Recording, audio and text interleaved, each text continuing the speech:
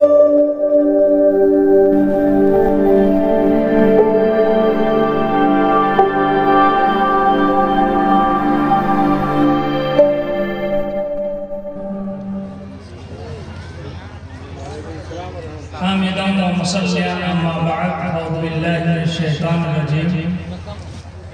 اللہ الرحمن الرحیم قل هل ننبئكم بالأخسرين أعمالا الذين ضل سعيهم في الحياة الدنيا وهم يحسبون أنهم يحسنون صنعا. وقال النبي صلى الله عليه وسلم من أحدث في أمرنا هذا ما ليس منه فهو رد. وقال أيضا كما رواه الإمام مسلم في صحيحه من عمل عملا ليس عليه أمرنا فهو رد. معزز علماء کرام،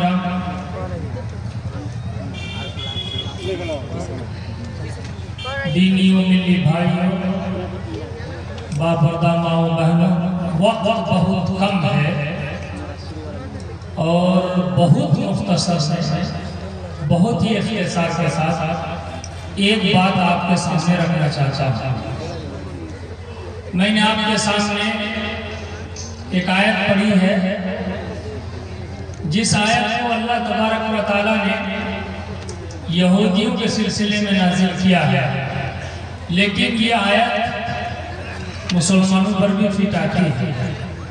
قل هل ننبئكم بالأخسرين أعمالا، کہہ دیجئے محمد صلی اللہ علیہ وسلم کیا ہم تم کو نہ بتائیں کہ کون لوگ وہ ہیں جو عمل کے اعتبار سے بہت گھاٹے میں ہیں، خسارے میں ہیں.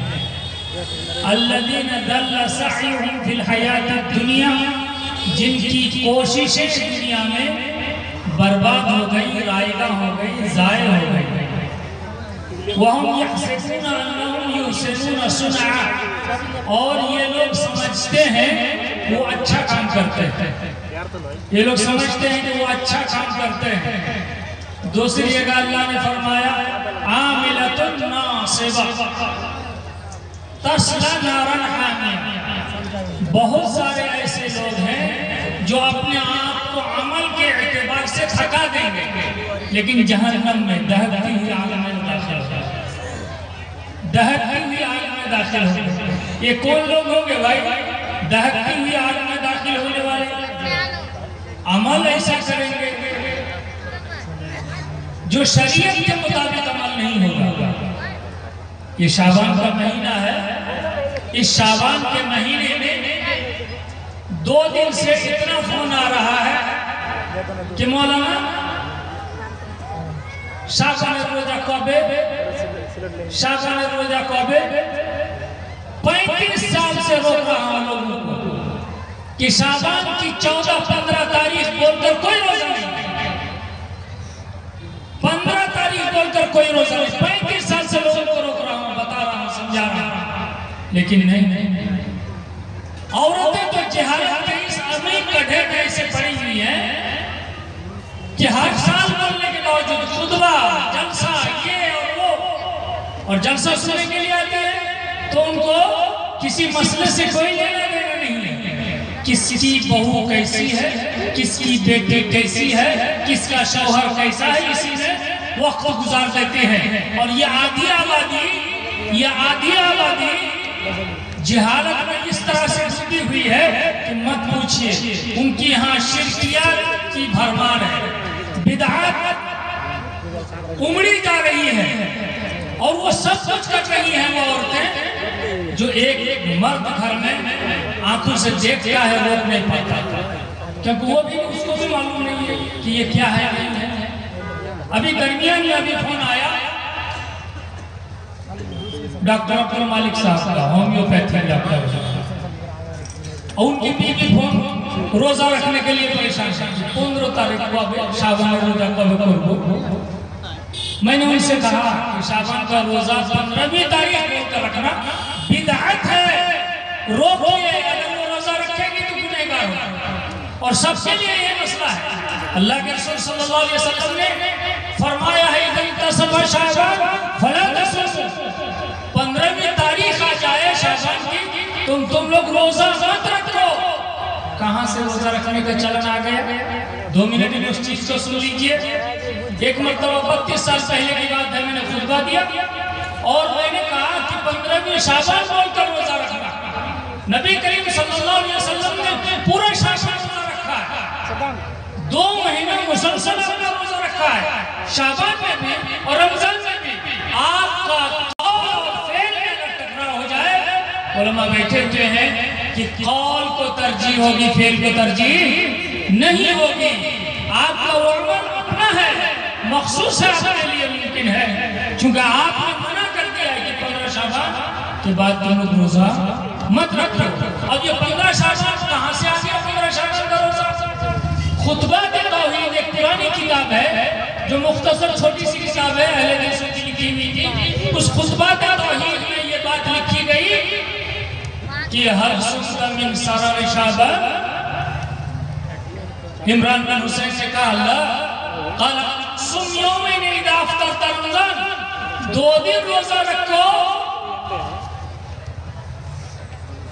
شعبان کے چاند چھپے ہوئے 2 دن۔ چاند جب چھپے ہو رہا ہے اماؤس کے 2 دن ہوتے ہیں، اماؤس کے 2 دن ہوتے ہیں۔ حضرت عمران بن حسین کی عادت تھی ہر مہینے میں 28 تاریخ 29 تاریخ یا 29 تاریخ 30 تاریخ 2 دن روزہ رکھا کرتے تھے، لیکن جب نبی کریم صلی اللہ علیہ وسلم نے فرمایا کہ لا يتقدمن احدكم بصوم رمضان بصوم یوم او یومین، تم میں سے کوئی رمضان کا روزہ 1 دن یا 2 دن پہلے نہ رکھے۔ حضرت عمران بن حسین نے نہیں رکھا۔ صحابہ کرام انتظار نہیں کرتے تھے۔ آپ جو ہے گل، تمباکو، سگریٹ، بیڑی، گٹکا سب حرام ہے، اور اس چیز کو اگر کوئی سمجھا دیتا ہے آپ کو، مولانا رمضان آنے دیجئے چھوڑ دیں گے، رمضان آنے دیجئے چھوڑ دیں گے۔ حرمت ثابت ہونے کے بعد دوبارہ ہم اس کو استعمال کرتے ہیں کہ صحابہ کرام کے اندر ایسی صفت نہیں تھی۔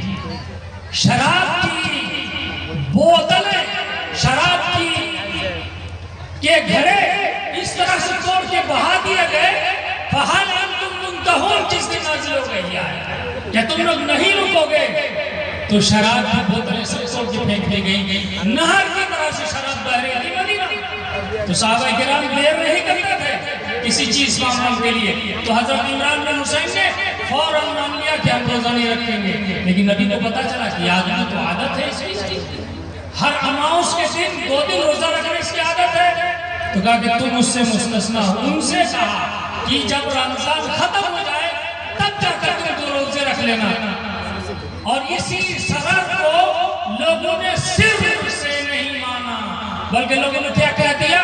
سرہ سے، سرہ میں نابی، سرہ میں نابی بیچ والا حصہ، اور رمضان مہینے کے بیچ والا، شعبان مہینے کے بیچ والا حصہ بول کر اس کو ایک موضوع روایت حضرت علی رضی اللہ تعالیٰ عنہ سے روایت کی جاتی ہے، اذا علیکم نصف شعبان فقوموا لیلہا وصوموا نہارہا۔ شیخ محفوظ الرحمن فیضی نے اس حدیث کی تحقیق کی اور اس کو موضوع اور منگڑ قرار دیا، اور اس کے بارے میں اس کا ترجمہ کیا ہے؟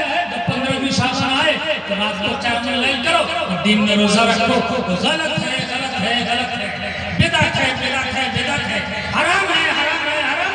اگر آپ کا روزہ رکھنا ہے شعبان کے مہینے میں چاند طلوع ہوا ہے اسی وقت سے رکھنا شروع کر دیجئے، کوئی ممانعت نہیں ہے۔ اللہ کے رسول صلی اللہ علیہ وسلم رکھا کرتے ہیں، کوئی ممانعت نہیں۔ آپ رکھیے روزہ 15 شعبان تک رکھیے، اس کے بعد مت رکھیے، 15 شعبان کو مت رکھیے۔ لہذا دوستو دلیل چاہیے کسی بھی عبادت کے لیے آپ اپنی عادت کو، اپنی عادت کے تابع عبادت کو بناتے ہیں، لیکن عبادت کس کی تابع ہونا چاہیے؟ عبادت عبادت آپ کی حالت کس کی تابع؟ عبادت کے تابع ہونا چاہیے. اور عبادت کس کے مطابق ہونا چاہیے؟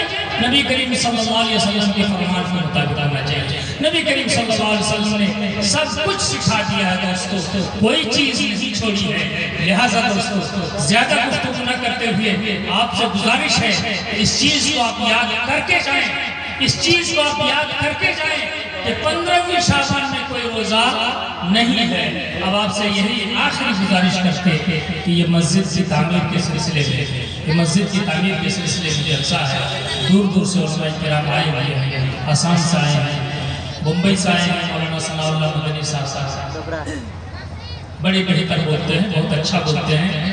اور خرچے جو اس جلسے کا اتنا بڑا خرچ ہے، یہ خرچے کیسے آئے گا؟